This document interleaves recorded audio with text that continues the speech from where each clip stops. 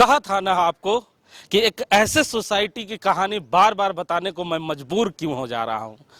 कहा था मैंने आपको कि ना जाने कौन सा खजाना गड़ा हुआ है इस कोऑपरेटिव सोसाइटी के कुर्सी के नीचे, जिसे पाने के लिए हर लोग ललायित रहते हैं। इसके कुर्सी के नीचे आखिर कौन सा खजाना दबा हुआ है जो बार बार रह रह कर उठता है। इसके पहले हमने कहानी आपको सुनाई थी कोऑपरेटिव सोसाइटी की, किस तरह अध्यक्ष ने सचिव के कार्यालय में ताला मार दिया है। लेकिन कोऑपरेटिव सोसाइटी का एक नया खजाना निकाल के लाया हूं। यह खजाना मैं नहीं लाया हूं, यह खजाना अपने आप बाहर निकल कर आया है और यह खजाना करीबन 5 साल पुराना है।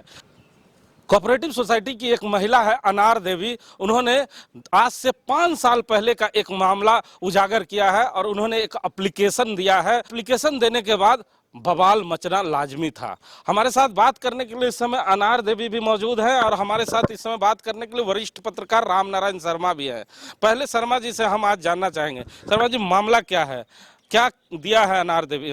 जी, जैसा कि आपने इससे पहले भी बताया था और एक बड़ा समाचार हमने कोऑपरेटिव सोसाइटी, जिसको हम लोग कोऑपरेटिव कॉलोनी से जुड़ा हुआ मामला कहते हैं, उसके बारे में दिखाया था। उसी मुद्दे को लेकर एक टेंट हाउस को लेकर बहुत बड़ा खुलासा इनकी तरफ से किया गया है। ये जो बोकारो जिला के जिला सहकारिता पदाधिकारी को इन्होंने अनार देवी जी ने एक आवेदन लिखा है, जिसके माध्यम से इन्होंने बताया कि अवैध तरीके से वह जो आपका टेंट हाउस है, श्री टेंट हाउस को अवैध तरीके से, और जो कायदे कानून है कोऑपरेटिव सोसाइटी के, उससे अलग होकर उन्हें वहाँ पर आपका जो यहाँ शादी विवाह का मंडप लगाने के लिए टेंट लगाने की मंजूरी दी गई है, जिसका कार्यकाल भी खत्म हो गया है, लेकिन अभी तक वह टेंट हाउस बकायदा यहाँ काम कर रहा है। तो इस बाबत इन्होंने गुजारिश की है जिला सहकारिता पदाधिकारी से कि पूरी तरह जांच करके इस पर आवश्यक कार्रवाई की जाए।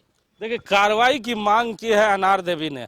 हमारे साथ अनार देवी खुद बात करने के लिए है, जरा इनसे जानते हैं। चाची, पहले आप ये बताएं हमें कि 5 साल पुराना मामला क्यों आपने आज उजागर किया है? पहले मुख्यमंत्री को चिट्ठी लिखे हम, मुख्यमंत्री जांच करवाए। जांच में हमको बुलाहट हुआ ऑफिस में, 5 दिन 6 दिन हम लगातार जब आए तो हम गए यहाँ से, उसमें सब पास हो गया। ये सब कार्रवाई जो है इनका गलत है। गलत के बाद जनरल बॉडी मीटिंग हुआ, उसमें भी हमसे पूछा गया। हम यही बात बोले, जी नहीं होना चाहिए, टेंट नहीं रहना चाहिए, जिसको जैसा होगा वैसा करके अपना शादी ब्याह करेगा। बोले जे हट जाएगा। किसने बोला? रास नारायण सिंह बोले हट जाएगा। कौन है रास नारायण सिंह? नारायण सिंह सचिव हैं। अच्छा, तो उन्होंने माना कि ये गलत हुआ है। उसके बाद कई ठो मकान बेचे, क्या क्या किए, हम लोग ने कुछ नहीं बोले। अभी की बात है, ये फिर से वो लगाए हुए हैं, अपना पैसा ले रहे हैं। कौन ले रहे हैं अभी? अभी तात्कालिक उनका वो भी शामिल है उसमें। कौन? रास नारायण सिंह।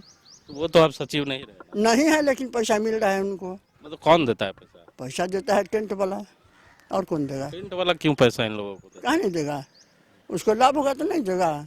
आप हमसे कमाइएगा तो हमको 10 रुपये नहीं खिलाइएगा। टेंट वाले ने तो अपने कागज में दिया है कि 10% हम कमेटी को देंगे। कमेटी सोसाइटी पैसा लेती है ना उससे।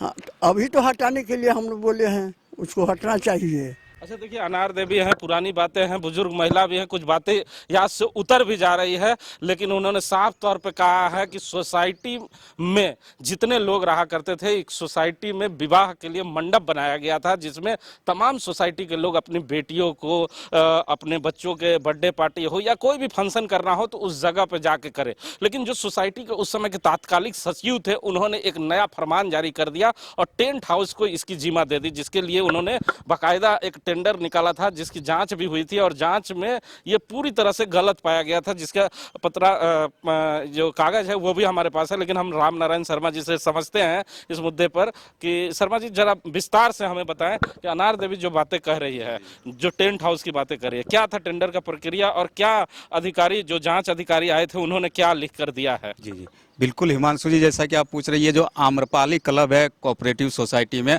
उसके सामने बकायदा जो तत्कालीन कमेटी हुआ करती थी, उन्होंने अपनी तरफ से एक नियम बनाया कि ये जो एरिया है इसको किसी व्यावसायिक दृष्टिकोण से उपयोग किया जाए, जबकि आप जानते हैं कोऑपरेटिव सोसाइटी के इस एरिया को व्यावसायिक दृष्टिकोण से उपयोग नहीं किया जा सकता है। इसके बावजूद उन लोगों ने किस आधार पर इसको लागू किया ये वही लोग बता सकते हैं, लेकिन इनके जो पत्र हैं और पत्राचार के माध्यम के बाद श्री टेंट हाउस नामक एक जो टेंट हाउस कंपनी है उसको बकायदा उस पूरे एरिया को दिया गया, जिसके बाद उसमें लिखा गया कि वो जो सोसाइटी को 10% जो भी उसका इनकम होगा प्रतिदिन का उसका वो रकम उसको देगी।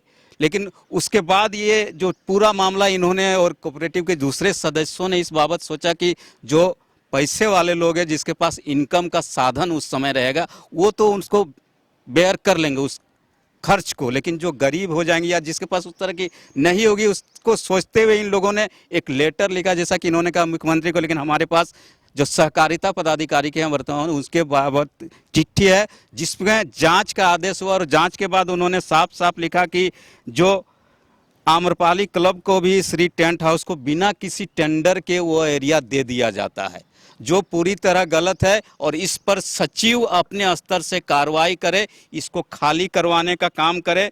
लेकिन ये 21/5 तक का ही उसमें डेडलाइन है कि 21/5/2022 तक उसको किसी भी कीमत पर खाली कर देना है। अच्छा, कौन से अधिकारी आए थे जांच करने, क्या नाम था उनका, और उन्होंने अपने जांच रिपोर्ट में क्या दिया था? जी, इसमें लिखा हुआ है रोहित प्रवीण कुजूर जी हैं जो कार्यपालक दंडाधिकारी थे और जो जिला सहकारिता पदाधिकारी हुए राकेश कुमार सिंह जी थे। तो उन्होंने साफ तौर पे कहा कि ये गलत तरीके से दिया गया है। बिल्कुल बिल्कुल, उन्होंने ये तय कर दिया और माना, और उसके बाद सोसाइटी जो है उसके सचिव को आदेश भी दिया कि आप इसको एक डेडलाइन में दे रहा हूँ, इस डेडलाइन के तहत उसको आप खाली करवा लीजिए।